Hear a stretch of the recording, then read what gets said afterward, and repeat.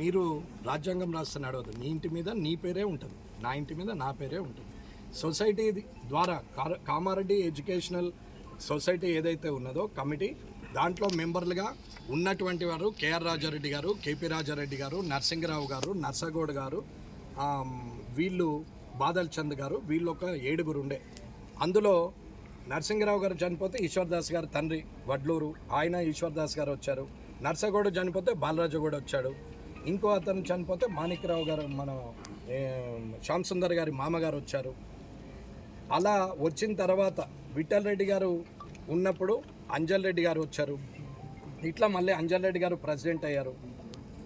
విఠల్ రెడ్డి గారు చనిపోయి అంజల్ రెడ్డి గారు ప్రెసిడెంట్ అయ్యారు. అంజల్ రెడ్డి గారు, విఠల్ రెడ్డి గారు వీళ్ళందరూ కూడా మళ్ళీ తర్వాత ఈ కమిటీలో 7 బదులు 6 ఉంటే నన్ను మెంబర్ కమ్మని చెప్పారు. నేను మెంబర్ కాను అన్నాము. ఆ మెంబర్ కాపీ ఉంది, ఆ సిగ్నేచర్ నాది కాదు, మీరు ఫోర్జరీకి పంపినా తెలుస్తుంది. కానీ కమిటీలో నీతి నిజాయితీగా 263 ఎకరాలు తయారు చేసినటువంటి ఆ వ్యక్తుల గురించి మాట్లాడే హక్కు ఏ ఒక్కడికి లేదు. వాళ్ళు నిజాయితీ పరులు. వారే లేకుంటే ఈ కామారెడ్డి లేదు. వారే లేకుంటే ఇవాళ ఈ ఎడ్యుకేషన్ హబ్ కామారెడ్డి కాదు. ఈడు నిలబడ్డ ప్రతి ఒక్కడు ఆ కాలేజీలో చదువుకున్న వాళ్ళే. ఇవాళ ఆరోపణలు చేస్తున్న ప్రతి ఒక్కడు ఆ కాలేజ్ ముందర సీట్ వస్తే సరిపోతుందని తిరిగిన వాళ్ళే. ఇవాళ ఉన్న ఫారెస్ట్ ఆఫీసర్లు అందరూ కూడా అదే దాంట్లో చదివిండ్రు. ఇవాళ వచ్చిపోయిన కలెక్టర్ సత్యనారాయణ కూడా అదే కాలేజీలో చదివిండు. ఇవాళ కలెక్టర్ సత్యనారాయణ ద్వారా రిజిస్ట్రేషన్ అయినటువంటి మిగతా భూముల్లో కూడా ఆ భూముల్లోనే ఆయన పెరిగిండు. అదే దాంట్లో ఆయన చదువుకొని పోయినటువంటి వ్యక్తి. ఇవాళ ఈశ్వర్దాస్ కూడా ఫస్ట్ డాక్టర్గా ఆ కాలేజీ నుంచి మొదటి బ్యాచ్ 1964 బ్యాచ్. ఇవన్నీ ఉన్నాయి. ఇవాళ మాట్లాడటోని తండ్రికి కూడా ఇంటికి రాకుండొచ్చు. ఇవాళ మాట్లాడటోని తండ్రికి కూడా వెంటకలు రాకుండొచ్చు అంటున్నా. ఆ కాలేజ్ అయినప్పుడు వీడికి 40-50 సంవత్సరాల ముందున్నటువంటి చరిత్రను ఇవాళ వక్రీకరించి మాట్లాడే హక్కు నోరుంది కదా, ప్రజాస్వామ్యం ఉంది కదా, వాక్ స్వాతంత్రం ఉంది కదా అని నోటికి వచ్చినట్టు మాట్లాడితే ఎవడు ఊరుకోడు, కుదరదు. ఇది కామారెడ్డి ఎడ్యుకేషన్ సొసైటీ ప్రకారంగా తయారైంది. దాంట్లో ఎవరు ఫౌండర్ కమిటీ అనేది 7 ఉండే. మిగతా కమిటీని చేయొచ్చు. అప్పట్లో సర్పంచులు నిజాయితీపరులు కాబట్టి సర్పంచులు ఉన్నారు. అప్పటి సర్పంచులందరూ ఇందులో మెంబర్లు కావాలంటే మీరు డౌన్లోడ్ చేసుకోండి. మరి ఆన్లైన్లో ఉన్నదంటుండే తను నాకైతే తెలియదు, కానీ మీరు చేసుకుంటే ప్రతి ఊరు సర్పంచు అందులో మెంబరు. తర్వాత సర్పంచుల అవినీతి మొదలైన తర్వాత మెంబర్లుగా ఎంటర్ కాలే. తర్వాత ఎమ్మెల్యే యూసుఫ్ అలీ గారు అయినాక ఎంటర్ కావాలని ప్రయత్నం చేసిండు. పొలిటీషియన్లను ఎంటర్ కానివ్వమని చెప్పేసి ఊరుకున్నారు. ఆ తర్వాత షబ్బీర్ అలీ గారు మంత్రి అయినాక ఆయన ఎంటర్ కావాలని చూసిండు. అది కూడా కుదరదు అని చెప్పారు. ఇవన్నీ మనసులో పెట్టుకొని ఇవాళ అందరినీ రెచ్చగొట్టి దాన్ని కాలేజీని ప్రైవేటీకరణ నుంచి గవర్నమెంట్కి చేయాలని చూశారు.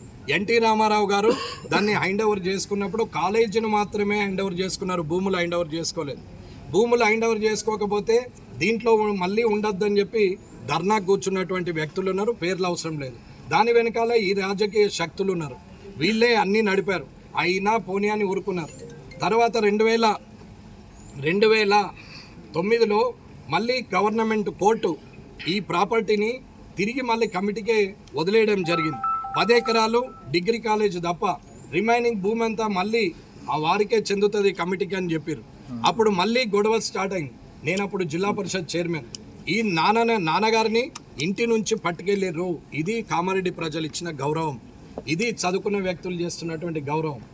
ఏ ఒక్కటైనా సరే డాక్యుమెంట్ ప్రకారంగా మాట్లాడితే వాడు మొగోడు, కానీ లేని మాటలు మాట్లాడితే వాడు సంకర జాతికి పుట్టినట్టే. నువ్వు డాక్యుమెంట్ పట్టుకొని వచ్చి మాట్లాడు. ఏడికంటావు? నీకు ఇంత బాధ అవుతున్నది, 1000 మందిని తరలిరమ్మని రోడ్డుకి అంటున్నావు. చలో రేపు నేను కలెక్టర్ ఆఫీస్కి వస్తా, సోమవారం నాడు కలెక్టర్ ఛాంబర్లో కూర్చుందాం. రెవెన్యూ అధికారే కదా కలెక్టర్, ఆర్టీఓ, ఎంఆర్ఓ కామారెడ్డి వాళ్ళు వస్తారు. అక్కడే వచ్చి రికార్డులు తీసుకొని చూడండి. ఒక్క ఇంచు గిన్న తేడా ఉన్నా, నేను చెప్పిన దాంట్లో ఒక్క మాట గిన్న తప్పున్నా, నేను కలెక్టర్ గారి ముందటనే స్పీకర్ గారితో మాట్లాడి స్పీకర్ ఫార్మేట్లో నేను ఫ్యాక్స్ చేసి నేను స్పీకర్ ఫార్మేట్ను తర్వాత 4 గంటల లోపల రిజిగ్నేషన్ కూడా ఇచ్చేస్తా. ఇది నా ఛాలెంజ్. దమ్ముంటే కలెక్టర్ ముందట కూర్చుందాం. రోడ్డు మీద వీధి రౌడీ, ఆకు రౌడీ అనుకుంటూ ఇష్టం ఉన్నట్టు అందరూ బిహేవ్ చేస్తూ ఉండి ఇంకా ఉల్టా మళ్ళా మాట్లాడుతున్నారు. ఎవడు కూడా చేయలేదు. ఇది ఆస్తుల పరిరక్షణ కమిటీలో ఉన్న జగన్నాథం గారు, నరసింహారెడ్డి గారు చనిపోయారు. జగన్నాథం గారు, తిరుమల రెడ్డి గారు, వెంకట్రామరెడ్డి గారు, ఇప్పుడున్న సిద్ధిరాములు గారు, వీళ్ళందరూ కూడా రేపు రావచ్చు. నేను ₹1,00,00,000 ఎఫ్డీలు తీసుకుపోయి వరప్రసాద్ ముందట స్టాంపులతో సాబడేసినాం.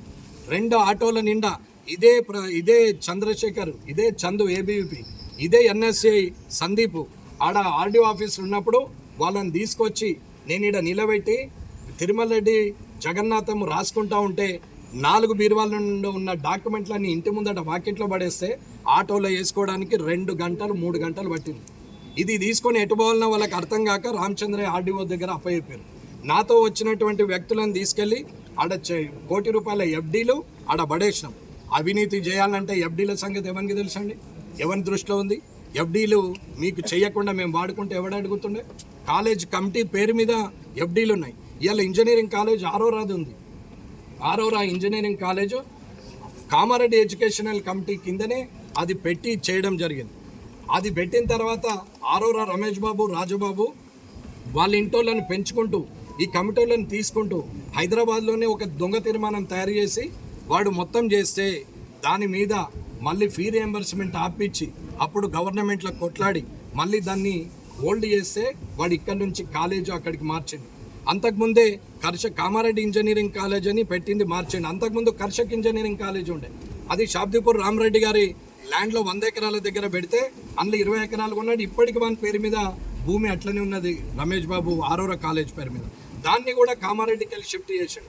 కామారెడ్డికి ఆరోరా ఇంజనీరింగ్ కాలేజ్ మొదలొచ్చింది, తర్వాత కర్షక్ ఇంజనీరింగ్ కాలేజ్ మొదలొచ్చింది, తర్వాత కామారెడ్డి ఇంజనీరింగ్ కాలేజ్ వచ్చింది.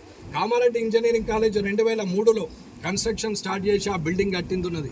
అవి కూడా కామారెడ్డి కాలేజ్ డబ్బులే, ఆ డబ్బులతోనే కట్టిరు.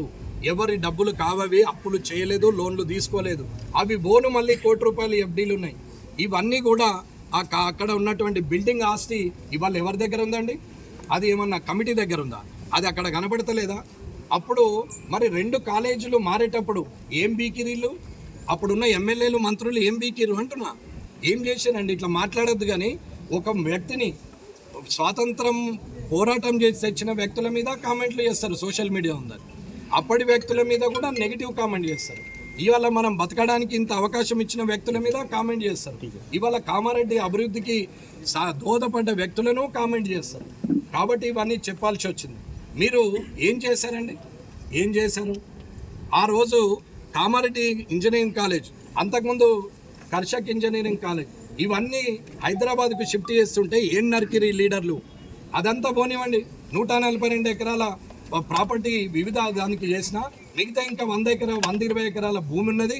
మరి తెలంగాణ యూనివర్సిటీ వచ్చింది 2004-5-6 తెలంగాణ యూనివర్సిటీ పెట్టేటప్పుడు అది డిచ్పల్లిలో వద్దు, కామారెడ్డిలో పెట్టండి అని చెప్పి నేను స్వయంగా మా నాన్నగారిని తీసుకొని రాజశేఖర రెడ్డి గారి దగ్గరికి పోయినా.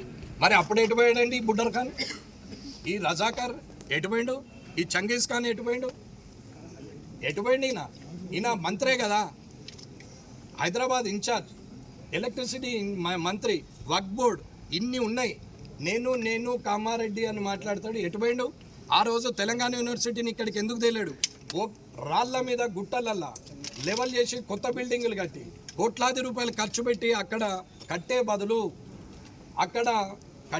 ఇక్కడ ఆల్రెడీ డిగ్రీ కాలేజ్ ఉంది, దాంట్లో విపరీతమైన ప్లేస్ ఉంది, లక్షల ఎస్ఎఫ్టీ ఉంది, ఆల్రెడీ ఇంజనీరింగ్ కాలేజ్ కట్టింది ఉంది, ఆల్రెడీ గంజవర్తక సంఘము బిల్డింగ్ ఉన్నది, ఇవన్నీ ఉన్నాయి, షెడ్స్ ఉన్నాయి, ఇవన్నీ ఉన్నాయి. యూనివర్సిటీ ఇక్కడ పెట్టండి, మీకు ఉల్టా ₹1,00,00,000 ఎఫ్డీలు ఉన్నాయి, ఈ ఎఫ్డీలు కూడా తీసుకోండి, కాబట్టి ఇవన్నీ ఉన్నాయి, మీకే ఉల్టా డబ్బులు ఇస్తాం తీసుకోండి అని చెప్పి లెటర్ ఇచ్చినాము. ఉన్నది నా దగ్గర.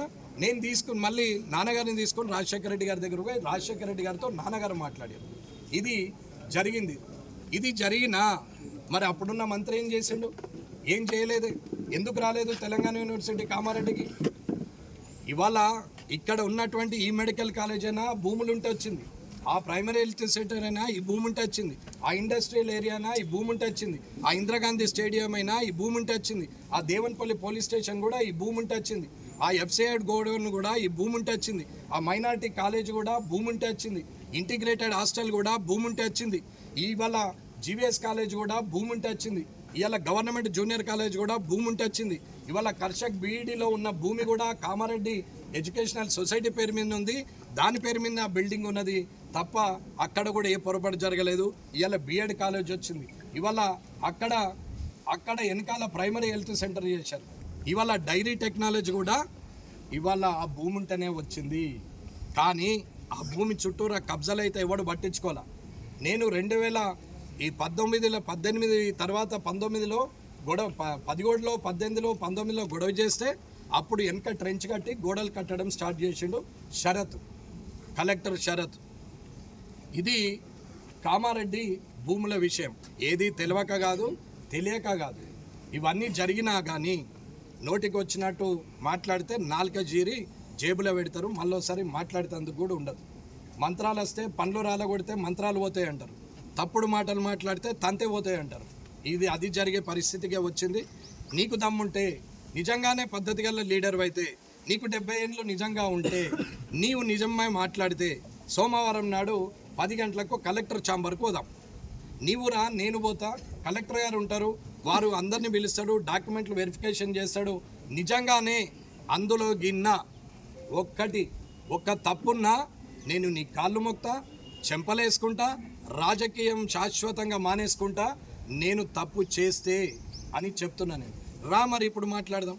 ఇక బయట నీది చూసుకుందాం, నాది చూస్తుంది అనుకో. నువ్వేం సమరసింహారెడ్డి కాదు, నేనేమి వీరసింహారెడ్డిని కాదు. ఇవన్నీ నడుస్తుంది సినిమా కాదు నాయన. చక్కగా రా, మాట్లాడు, చెయ్యు. రెచ్చగొట్టుడు కాదు, రెచ్చగొట్టి అందరి బతుకులు బలి చేసినావో మొత్తం మందికి ఇలా బలైపోయిన వాళ్ళకి తెలుసు. కాబట్టి నిజంగానే నీకు చిత్తశుద్ధి ఉంటే పత్రిక సమావేశం ప్రకారంగా చెప్తున్నా, మీ ముందరనే చెప్తున్నా. ఆ రోజు సోమవారం మీరు కూడా రండి, నేను కలెక్టర్ ఛాంబర్లో కూర్చుంటా. నేను ఒక్క మాట మాట్లాడా, కాగితాలు మొత్తం రికార్డ్ అంత ఉండేది రెవెన్యూ వాళ్ళ దగ్గరనే. వాళ్ళే చూస్తారు, తప్పప్పులు వాళ్ళే చెప్తారు. ఇంతకన్నా ఇంకా క్లారిటీ ఏం కావాలండి? వీళ్ళు ఈ పిల్లలే అంటే DNA టెస్ట్ చేస్తారు. DNA చెప్తుంది ఈయన పిల్లలా కాదా, ఈమె పిల్లలా కాదని. ఇవాళ DNA టెస్ట్ చేస్తేనే కలెక్టర్ దగ్గరనే డాక్యుమెంట్లు. కలెక్టరే చెప్తాడు, నేను చెప్పేది లేదు. ఆశీష్ సంగవాన్ గారు చెప్తారు, అడిషనల్ కలెక్టర్ విక్టర్ గారు చెప్తారు, RDO గారు చెప్తారు, MRO జనార్దన్ గారు చెప్తారు. నేను వస్తా, ఆడ కూర్చుంటా, మీరు రండి. ఆస్తుల పరిరక్షణ కమిటీలో ప్రాణంతో ఉన్నటువంటి తిరుమల రెడ్డి గారు, ఇవాళ జగన్నాథం గారు, వెంకట్రామరెడ్డి గారు, సిద్ధిరాములు గారు, రండి, మాట్లాడండి. నేను నోరిపితే అడగండి. మీరు ఆడ తప్పును నిరూపిస్తే నేను ఇప్పుడు ఇంతమంది మధ్యలో చెప్పింది యావత్ తెలంగాణ రాష్ట్రం చూస్తుంది. కాబట్టి వాళ్ళందరి ముందు సాక్షిగా చెప్తున్నా, నేను ఖచ్చితంగా నేను మాట మీద ఉంటా. రండి, అంతే తప్ప తప్పుడు ఆరోపణలు చేస్తే కుదిరేది లేదు. ఇకపోతే మొదలుపెట్టిన ఈ రణరంగం వెనక్కి మాత్రం వచ్చే ప్రసక్తే లేదు. గోక్కొని చూసినావు కదా, ఇక వాసన మొత్తం నీకేస్తుంది. ఇక చూడు రేపటి నుంచి ఎట్లుంటుందో నేను కూడా చూపెడతాను. కాబట్టి ముఖ్యమంత్రి రేవంత్ రెడ్డి గారికి మరొక్కసారి చెప్తున్నా, ఇదే మీ ప్రజాపాలన అయితే నా సమాధానం వేరే విధంగా ఉంటుంది. మీరు నిజంగానే పద్ధతిగా ఉంటే మీ నాయకునికి చెప్పి మీరు ఈ నియోజకవర్గం గురించి పట్టించుకుంటారని అనుకుంటున్నా. కాబట్టి ఎవరు ఎన్ని మాట్లాడినా వారికి సమాధానం చెప్పాల్సిన అవసరం లేదు. కానీ ముఖ్యమంత్రి గారికి, ఈ ప్రభుత్వ సలహాదారుకు ఖచ్చితంగా నేను ఛాలెంజ్ విసురుతున్నా. అవసరం పడితే CMOకి రమ్మంటే వస్తా, కలెక్టర్ని పిలవండి, డాక్యుమెంట్ తీసుకొని వస్తాడు, వెరిఫికేషన్ చేయండి. నిజంగానే తప్పుంటే నేను అక్కడనే స్పీకర్కు, నేను నీ ముందటనే ముఖ్యమంత్రి ముందటనే స్పీకర్ ఫార్మేట్లో రిసిగ్నేషన్ ఇచ్చేసి కళ్ళు మూసుకొని ముఖ్యమంత్రి కాళ్ళ మీద పడి తప్పైందని చెప్పి నేను వస్తా. లేదు, నాది తప్పు లేదంటే ఇతన్ని ఏం చేస్తావు, ఏ శిక్ష ఇస్తావో ముఖ్యమంత్రి నిర్ణయించుకోవాలా, ఎలాంటి నిర్ణయం తీసుకోవాలో ముఖ్యమంత్రి నిర్ణయించుకోవాలి.